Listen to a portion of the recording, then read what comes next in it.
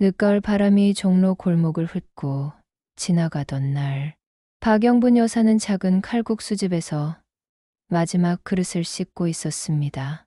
66의 나이에도 여전히 부지런한 그녀는 매일 새벽 5시면 일어나 면을 뽑고 멸치를 우려 육수를 끓였습니다. 퇴근길 우체국집 빼온 김말래가 들러 조심스럽게 말을 붙였습니다. 영분 씨, 혹시 최정만 씨 소식 들으셨어요? 그 이름의 손에서 그릇이 미끄러질 뻔했습니다. 이혼한 지 4년이 흘렀지만 마음은 단번에 낡은 사진첩을 펼쳤습니다. 김말래는 목소리를 더욱 낮췄습니다.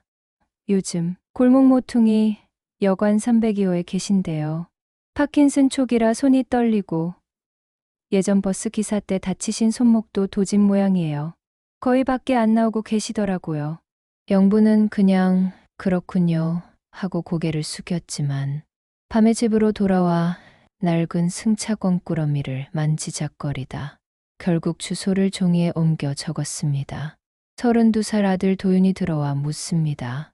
엄마, 누구 주소예요? 그냥 옛날 손님이야. 말끝이 떨렸습니다. 정만과 함께 살던 20년 동안 그는 새벽마다 첫 차를 몰고 나가는 성실한 기사였습니다. 하지만 술과 빚이 쌓이면서 집안은 점점 차가워졌고 결국 법정에서 갈라서게 되었습니다. 그런데 지금은 혼자 아픈 몸으로 낡은 여관에서 지내고 있다는 겁니다. 이틀을 뒤척이다 영부는 낮 장사를 일찍 접고 여관으로 향했습니다. 302호 문 앞에서 안쪽으로부터 금속이 부딪히는 소리와 낮은 신음이 새어나왔습니다. 정만 씨, 저예요. 문이 반뼘 열리며 수척한 얼굴이 보였습니다. 수염이 뒤엉킨 얼굴, 떨리는 오른손, 바닥에 흩어진 약봉지들. 예전 술 냄새 대신 파스와 약물 냄새가 비좁은 방을 가득 채웠습니다. 왜 왔노? 이제 와서. 영부는 말 대신 바닥에 넘어진 주전자를 세우고 떨리는 그의 손등을 살짝 받쳐 물컵을 들게 했습니다. 정만은 시선을 피했습니다. 퇴직하고 보니 손이 말을 안 들어. 약 먹으니까 머리가 흐릿하고 사람들은 내 떨림만 보더라고. 그 뒤로 그냥 숨어버렸지. 돌아오는 길 영부는 휴대폰에 재활요양센터 상담과 파킨슨 운동 치료를 검색해 메모했습니다. 집에 도착하니 도윤이 기다렸다는 듯 물었습니다. 엄마, 다녀오셨어요? 설마 그 사람한테? 아프더라. 혼자서. 남이에요, 엄마. 우린 여기까지 왔잖아요.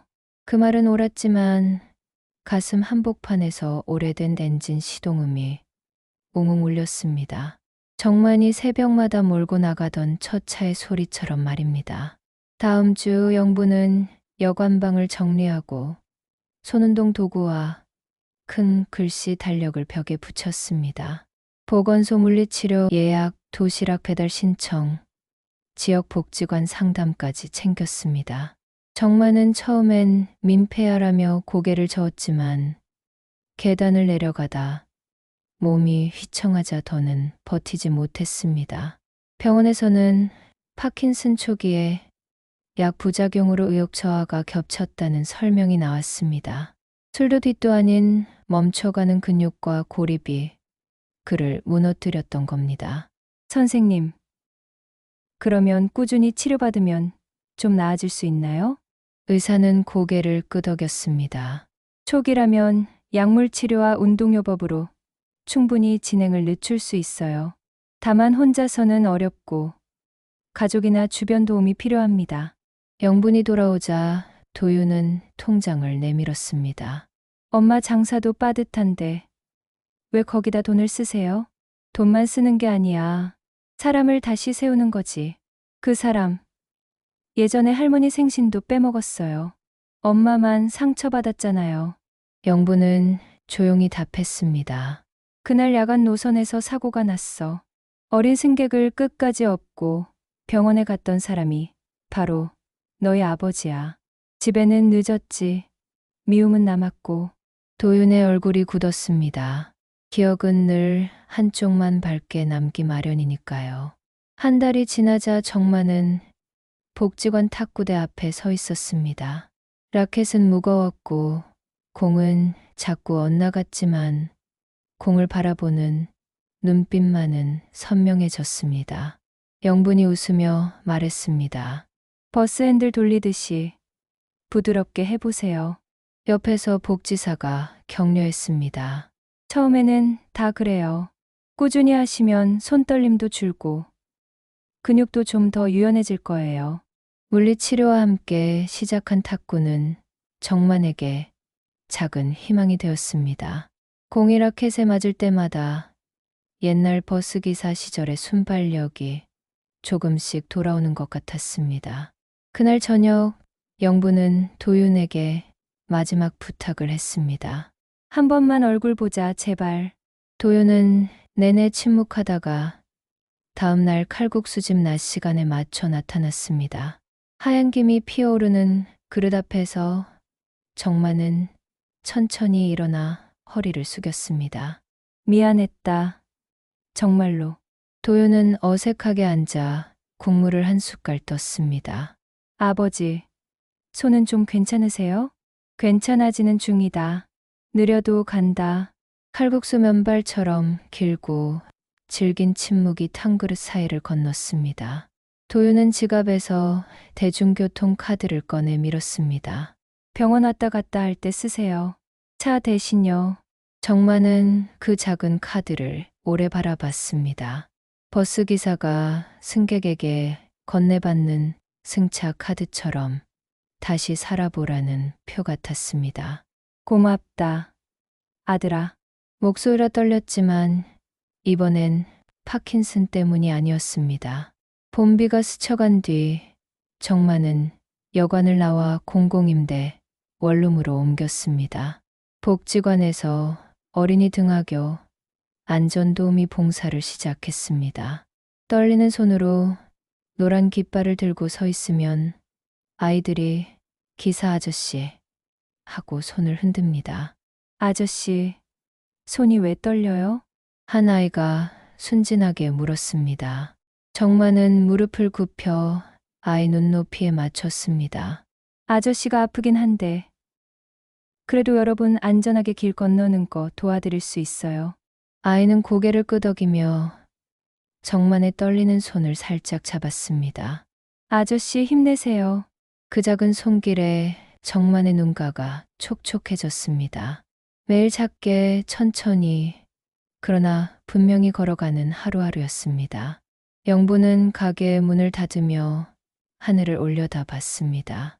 첫 차 시간을 깨우던 옛 새벽처럼 삶은 다시 하루를 시작합니다. 도윤에게서 메시지가 왔습니다.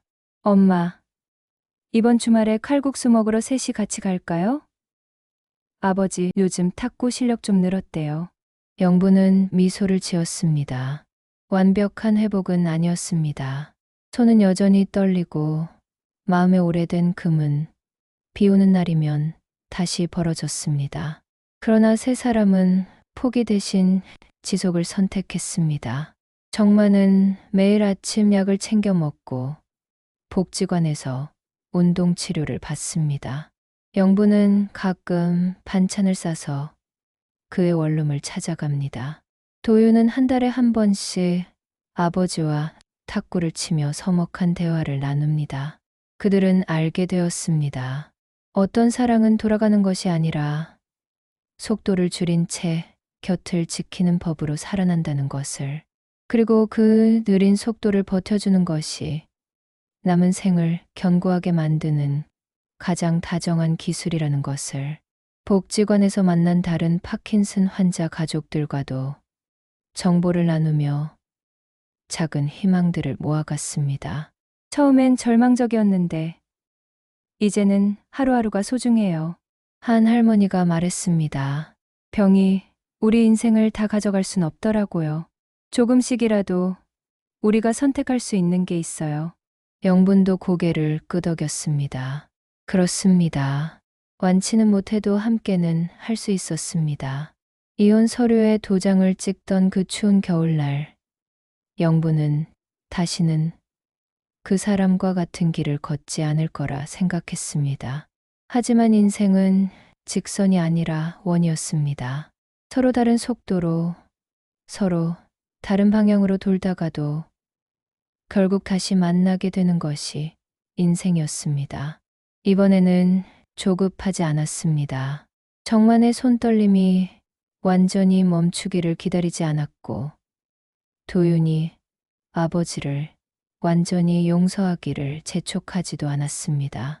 그저 오늘 하루, 내일 하루를 버텨내는 것. 그것만으로도 충분히 의미 있는 일이었습니다. 어느 날 저녁, 세 사람이 함께 칼국수를 먹으며 정만이 말했습니다. 내가 버스 기사할 때 가장 기억에 남는 게 뭔지 아니? 도윤이 고개를 들었습니다. 새벽 첫 차에 타는 사람들 표정이야. 다들 힘들어 보이지만 그래도 어딘가로 가려고 하는 사람들. 나도 그런 사람 중 하나였고. 영분이 물었습니다. 지금은요? 정만이 떨리는 손으로 국물을 한숨 떠먹으며 답했습니다. 지금도 어딘가로 가고 있어요. 느리지만 확실하게. 그들의 이야기는 여기서 끝이 아닙니다. 아직 가야 할 길이 많고 넘어야 할 산도 많습니다. 하지만 이제 그들은 혼자가 아닙니다. 느려도 함께 걸어갈 사람들이 있습니다. 그리고 그것이 바로 인생의 가장 아름다운 기적인지도 모릅니다.